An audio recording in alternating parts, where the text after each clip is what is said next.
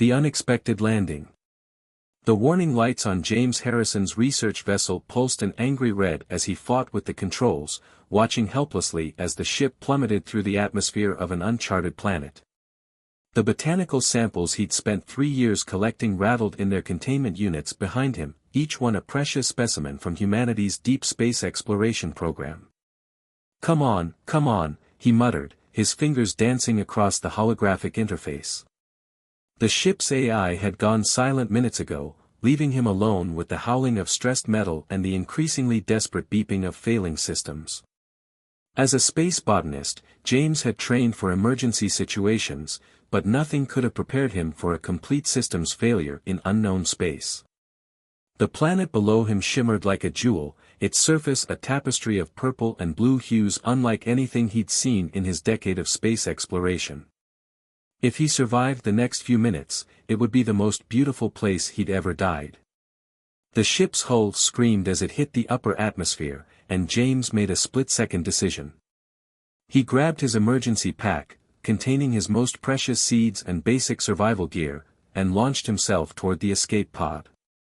As the pod separated from the dying vessel, he caught one last glimpse of his research disappearing into the flames of atmospheric entry. The landing was surprisingly gentle, cushioned by what appeared to be a field of luminescent moss that covered the ground like a soft carpet.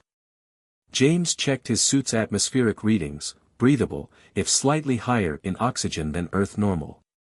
With trembling fingers, he removed his helmet, taking his first breath of alien air. The landscape before him defied explanation. Crystalline formations rose from the ground like frozen waterfalls, each one pulsing with an inner light that shifted through various colors. The moss beneath his feet responded to each step with tiny flashes of bioluminescence, creating ripples of light that spread outward like waves on a pond. Remarkable, he whispered, his scientist's mind already cataloging the impossible biology before him.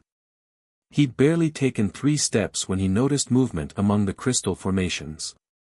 At first, he thought it was a trick of the light, but then they emerged, beings that seemed to be composed of the same crystalline material as their surroundings. They were humanoid in basic shape, but their bodies were translucent and faceted, with internal lights that pulsed in patterns he suspected were a form of communication. 5 of them approached, moving with a grace that made them appear to float above the glowing moss. One stepped forward, its form shifting to become slightly more opaque, more defined. When it spoke, the words seemed to form directly in James's mind, accompanied by subtle pulses of light within its crystalline form. "You are not of this world," it said, the mental voice feminine and curious rather than hostile. "I am Niara, first scholar of the Luminari." James straightened, drawing on his diplomatic training. "James Harrison, botanical scientist from Earth. I apologize for my unexpected arrival. My ship suffered a catastrophic failure." Niara's form rippled with colors that reminded James of the aurora borealis. "Perhaps it was not chance that brought you here, James Harrison. Our world, it dims." As if to emphasize her words, James noticed that several of the crystal formations nearby seemed darker, their pulses of light weaker and more irregular. He watched as small fragments fell from their surfaces, dissolving into dull dust as they hit the ground. "Our life force, the crystal hearts that have sustained us for millennia, they fade," another Luminari said, its mental voice heavy with concern. "Each cycle, more of our people fall into the final darkness." James looked at his pack, thinking of the seeds and samples he'd managed to save. Throughout his career, he'd specialized in studying how plants adapted to extreme environments, how they could transform hostile worlds into habitable ones. "Maybe, just maybe. I might be able to help," he said carefully, "but I'd need to understand more about your world, your biology. The relationship between your crystal structures and the biological elements I'm seeing." Niara's form brightened noticeably. "Then you are twice welcome, James Harrison. Come with us to the Crystal City. What you see here is but a shadow of our world's true wonder, and its true peril." As they led him through the crystalline landscape, James couldn't help but feel that his crash landing, disastrous as it had seemed, might have been the luckiest accident of his life. He'd spent his career studying how life adapted and thrived in the harshest conditions. Now, on this alien world, he faced his greatest challenge, helping an entire civilization survive. The Crystal City appeared before them as they crested a hill, and James felt his breath catch in his throat. Massive crystalline spires rose into the purple-tinged sky, their surfaces reflecting and refracting the light of this world's twin suns. Buildings seemed to grow organically from the ground, their structures incorporating both crystal and living material in ways that defied his understanding of architecture. But among the beauty, he could see the signs of decay. Entire sections of the city were darkened, their once brilliant surfaces now dull and lifeless. The Luminari moved through their city with an air of quiet desperation, their internal lights dimmed as if to conserve energy. As night fell, James sat in a chamber carved from a single massive crystal, reviewing the data Niara had shared with him. His mind raced with possibilities, connections forming between his knowledge of Earth's most resilient plants and what he was learning about the Luminari's crystal-based biology. He didn't know if he could save them, but he knew he had to try. Tomorrow, he would begin the work that might determine the fate of an entire species. As he drifted off to sleep, the gentle pulse of crystal light around him felt almost like a heartbeat, the heartbeat of a world fighting for survival. Seeds of hope. James spent his first week in the Crystal City learning to read the subtle language of light that flowed through its structures. Under Niara's guidance, he discovered that the crystalline formations weren't just buildings or natural growths, they were more like a vast neural network, carrying information, energy, and life itself throughout the Luminari civilization. Our ancestors emerged from the merger of crystal and consciousness, Niara explained one morning as they stood in what James had come to think of as their research chamber. Her form shifted through shades of blue as she projected images into the air between them. The crystal hearts are our connection to this world, to each other, and to life itself. James watched in fascination as she demonstrated how a healthy crystal heart pulsed with regular patterns of light and energy. Then she showed him a failing one, its rhythms erratic and dim. The sight reminded him of a dying plant, its systems shutting down one by one. "I think I understand," he said, pulling out his tablet and bringing up files from his rescued data. "It's not unlike how plants on Earth use chemical and electrical signals to communicate and share resources. When one part of the system fails, it can cascade through the entire network." He'd been conducting experiments with some of his saved seeds, planting them in small patches of soil near damaged crystal formations. The results were fascinating. The plants seemed to grow at an accelerated rate, and their cellular structure showed signs of adaptation to the unique energy patterns of this world. Niara's form brightened with interest as she examined his latest test results. "The way your Earth plants interact with our crystals, it's unprecedented. Look here." She gestured to a readout showing energy patterns. "They're not just growing near the crystals, they're establishing some kind of resonance." James nodded excitedly.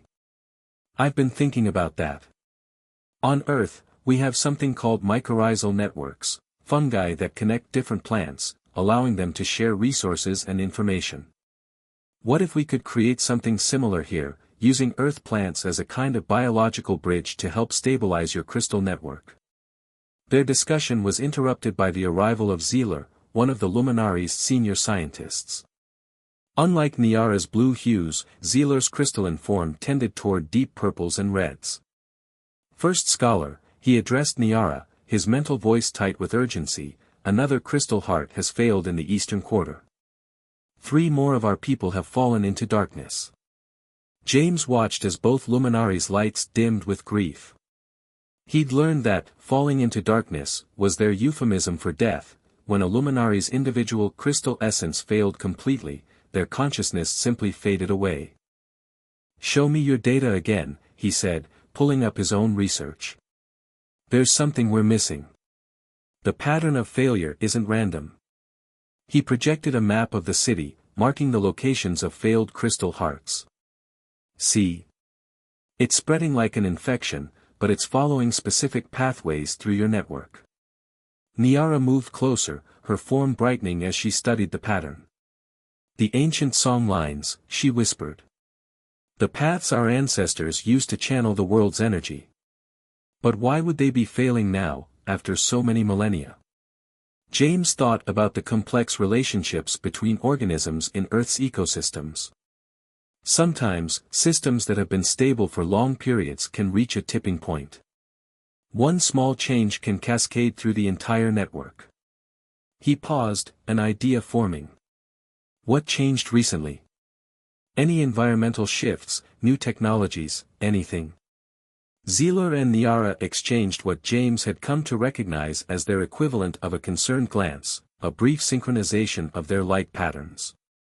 The deep resonance, Zealor said finally. We activated it 3 cycles ago, hoping to enhance our connection to the crystal network. But perhaps it had unintended consequences, Niara finished. Like introducing a new species to an ecosystem without understanding all the relationships at play. James felt a surge of excitement. This was what he was trained for, understanding complex biological systems and finding ways to restore balance. Show me everything you have on this deep resonance. And I need to run more tests with different plant species. If we can understand how the resonance affected your crystal network, we might be able to use earth plants to help stabilize it. Over the next few days, James worked tirelessly, planting test gardens throughout the city. He focused on species known for their resilience and ability to thrive in extreme conditions, succulents, certain types of fungi, and plants that had evolved to live in high-energy environments. The results were promising. Areas with his test gardens showed improved crystal stability, and some of the weakened crystal hearts even displayed signs of recovery. But they also discovered something unexpected. The plants weren't just stabilizing the crystals, they were evolving, developing structures that seemed to mirror the crystalline patterns of the luminari. It's like they're learning to speak your language, James explained to Niara as they examined a particularly successful test site. The plants there had developed translucent sections in their leaves and stems, and they pulsed with faint light in rhythm with the surrounding crystals. Niara's form shimmered with what James had learned was their expression of hope. And perhaps we can learn to speak theirs. But we must move quickly. The eastern quarter's deterioration is accelerating. As they walked back to the research chamber, James noticed more darkened crystals than before, their once brilliant surfaces now dull and lifeless. Time was running out. They had made progress, but would it be enough? And what other secrets would they uncover as they raced to save this dying world? Looking at his tablet filled with data and possibilities, James knew that the real work was just beginning. The seeds of hope had been planted, but nurturing them into a solution that could save an entire civilization would require all of his knowledge, creativity, and courage. The hidden truth. Deep beneath the crystal city, James followed Niara through a network of tunnels that pulsed with ancient power. After weeks of research and experiments, they had traced the source of the crystal degradation to these forgotten chambers, where the deep resonance device hummed with an ominous frequency. Our ancestors built this place, Niara explained, her crystalline form casting prismatic light patterns on the walls. But much of their knowledge has been lost to time. The chamber they entered was vast, its ceiling disappearing into darkness above them. At its center stood a massive crystalline structure, different from anything James had seen in the city above. The deep resonance device, he breathed, approaching it carefully. Unlike the organic, flowing forms of luminary architecture, this machine was all sharp angles and precise geometries. Its surface was etched with complex patterns that reminded him of circuit boards. It's not just a resonance amplifier, is it? Niara's light patterns flickered with uncertainty. No. According to our oldest records, it was designed as a planetary defense system. But those records are fragmentary at best. James connected his tablet to the crystalline interfaces they'd installed throughout the tunnels. The data they'd gathered painted a disturbing picture. Look at these energy signatures, he said, projecting a holographic display. The deep resonance isn't just affecting your crystal network, it's changing its fundamental frequency. Their discovery session was interrupted by rapid footsteps. Zealer appeared, his usually deep purple form now pulsing with urgent reds. First Scholar, James, you need to see this. Another sector has begun to fail, but it's different this time. They rushed to the affected area, and James felt his heart sink. The crystal degradation had accelerated, but more than that, it had changed. The dying crystals weren't just going dark, they were transforming, their structures becoming more geometric, more like the deep resonance device. It's like an immune response, James muttered, his mind racing. But instead of protecting against external threats, it's treating your current crystal structure as the invader. He turned to Niara. Your ancestors didn't just build a defense system, they created a way to fundamentally reshape your entire civilization's connection to this world. Niara's form dimmed with realization. The Great Transformation. There are legends, stories of a time when our people were different, more like the device below. The records say we chose to change, to become one with the natural crystal formations of this world. And now the deep resonance is trying to force you back, James concluded. But your people have evolved too far. The change is killing you instead of transforming you. He pulled up data from his plant experiments, overlaying it with the new information about the deep resonance. Wait, look at this. The plants he'd been growing near the crystals hadn't just adapted, they'd created a buffer zone, their evolved structures somehow mediating between the natural crystal frequencies and the artificial resonance from below. The plants aren't just stabilizing your crystals, they're protecting them by creating a new kind of network, one that can handle both frequencies. Zealer moved closer, his form showing the intense patterns that James had learned indicated deep concentration. But to implement this on a planetary scale, the amount of botanical material required would be enormous. James smiled, reaching for his precious seed bank. Then it's a good thing I'm a botanical engineer who specializes in rapid growth environments. He pulled up the genetic profiles of his most successful specimens. We can modify these to grow even faster, create a whole new ecosystem that bridges the gap between your past and present. They worked through the night, James modifying plant genetics while Niara and Zealer analyzed crystal response patterns. The solution was beginning to take shape, a synthesis of Earth's adaptive biology and luminary crystal technology. But as dawn broke, bringing with it the shimmer of twin suns through the crystal spires, they faced a new challenge. The Council of Elders had called an emergency session. Word of their discoveries had spread, and not everyone was happy about the direction their research had taken. They fear change, Niara explained as they hurried toward the council chamber. Some believe we should embrace the deep resonance, return to our ancestral forms. Others think we should destroy it entirely, even if that means losing part of our history. James clutched his tablet containing their research data. Well, I'll just have to convince them that there's a third option. Evolution isn't about returning to the past or completely abandoning it, it's about finding new ways to adapt and thrive.